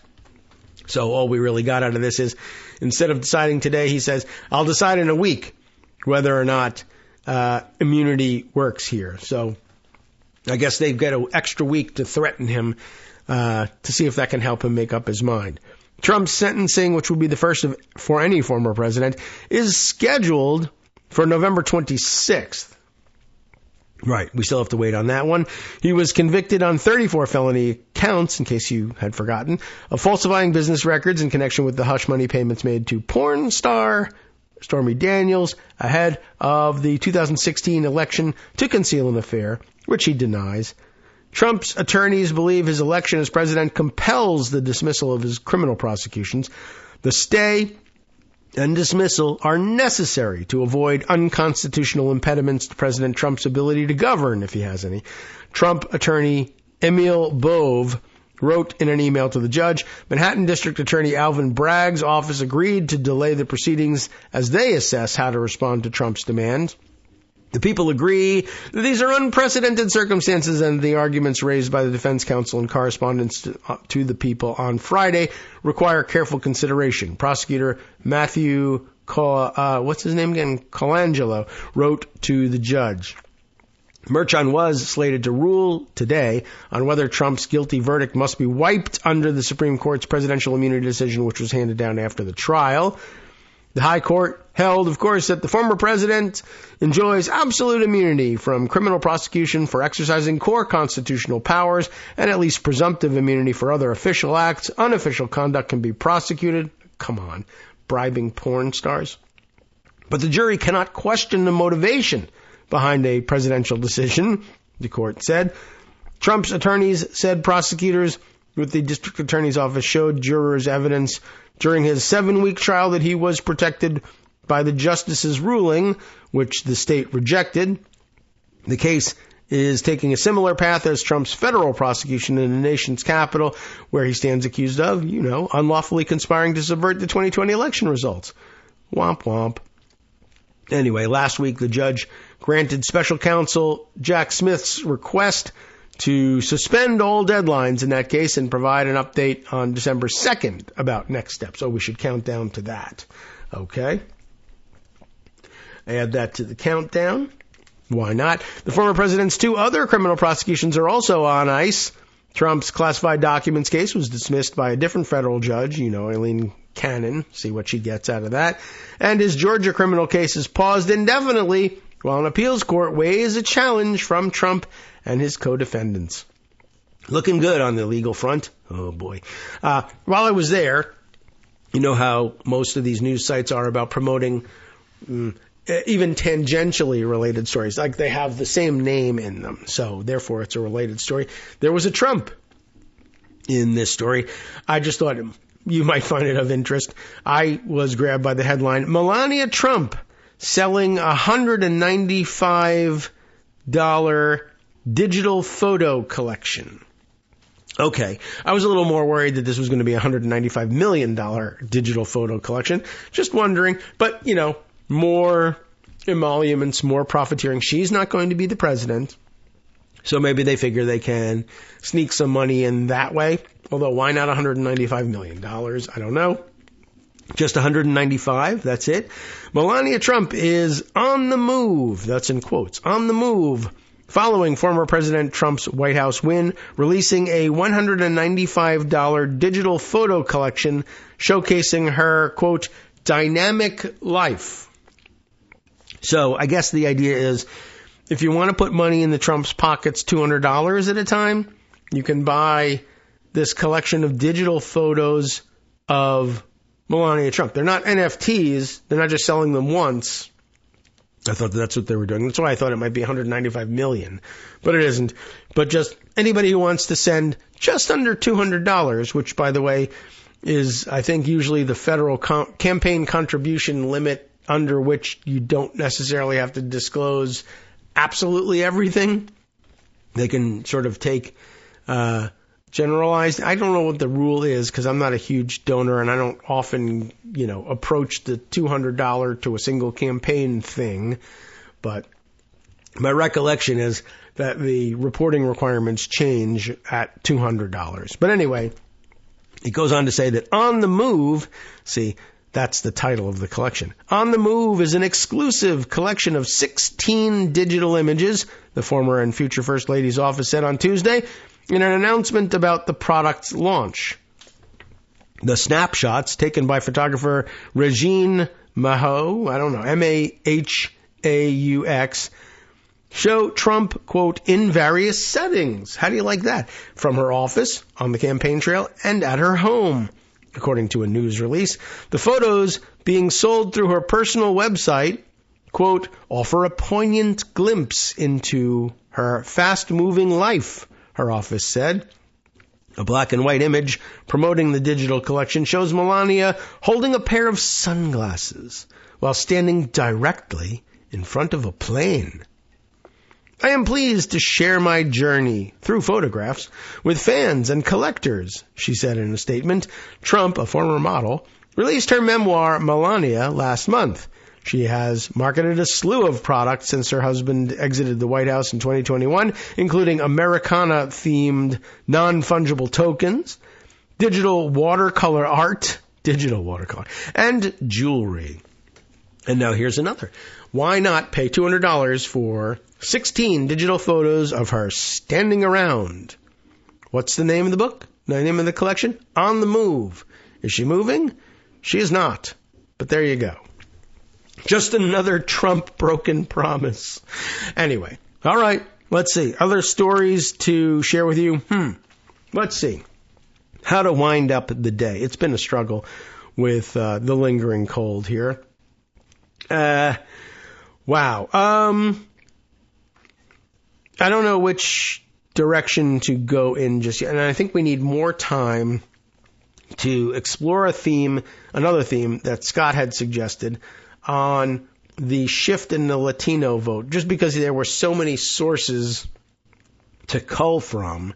But he raised some interesting questions there, and we should see if we can't weave them together on the air. He actually had sent me all of these things in the anticipation that I might be able to use them last Friday, but I ended up getting the cold badly enough that I couldn't get on the air and do this thing. And he actually wrote up a summary of the articles that he had read and the conclusions he was drawing from them, which is of some interest. And by the way, he filed it, and we put it up and published it along with the summary of the Friday rerun.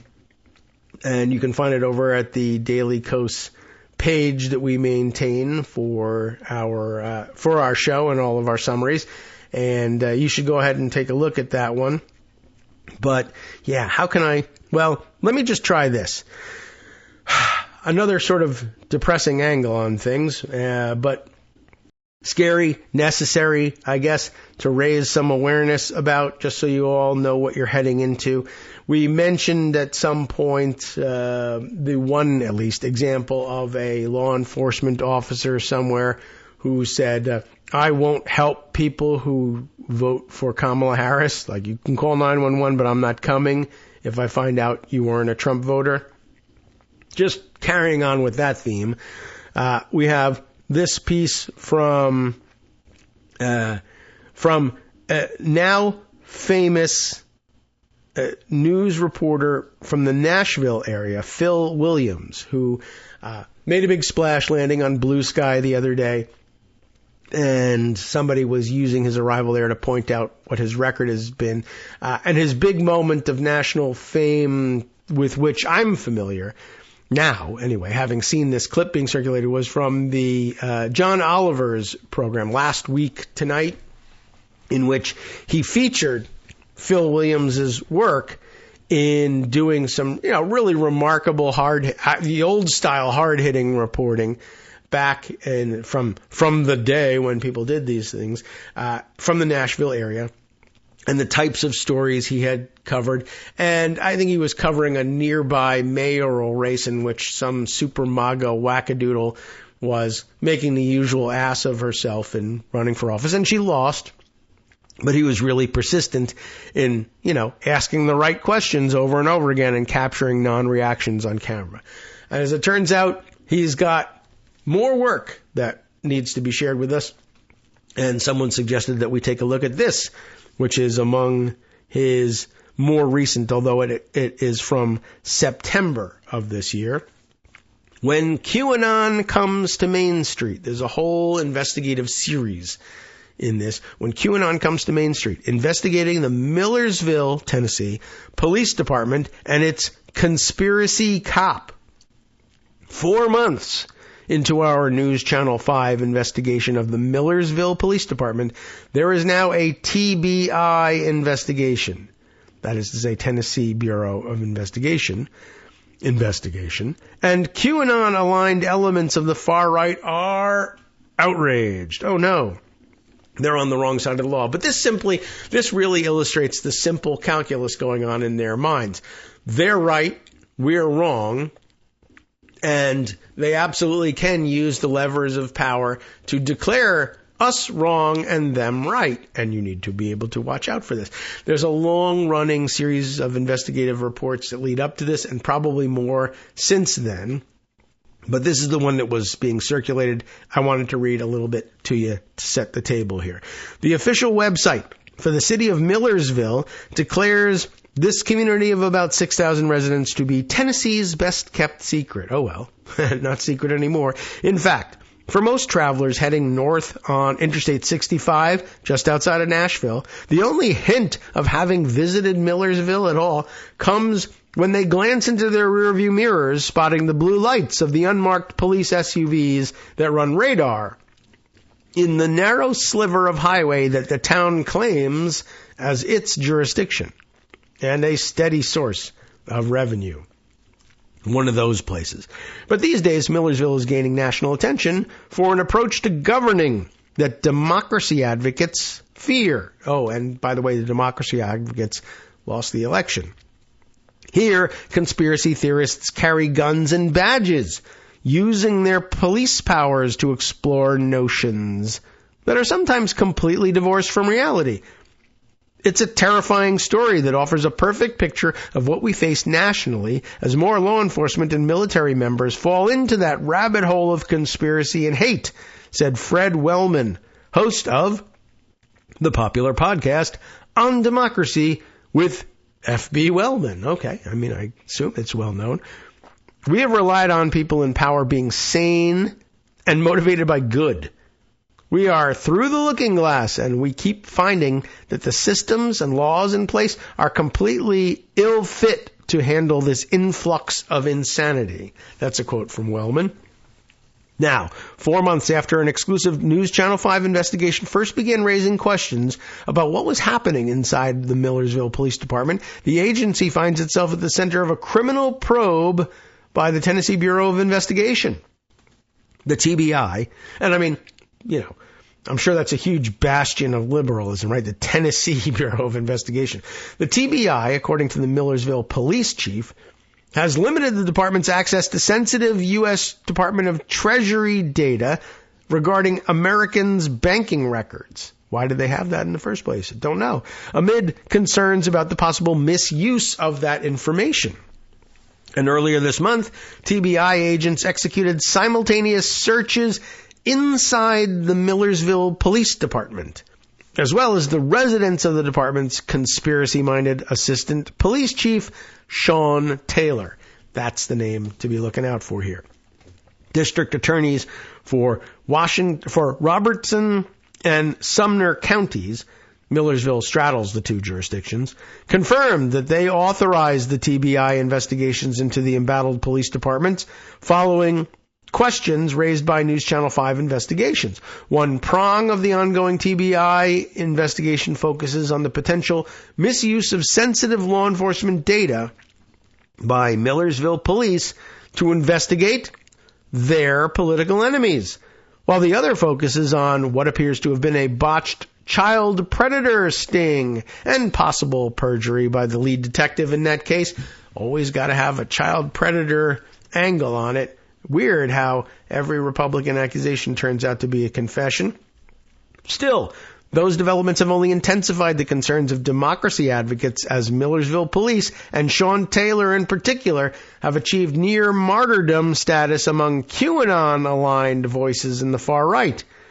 He goes on to, of course, explain what QAnon is, and you know much about that. Since the raids, Sean Taylor's QAnon-associated allies have accused the TBI of being part of the corruption they imagine, along with the judge and one of the district attorneys who authorized the searches.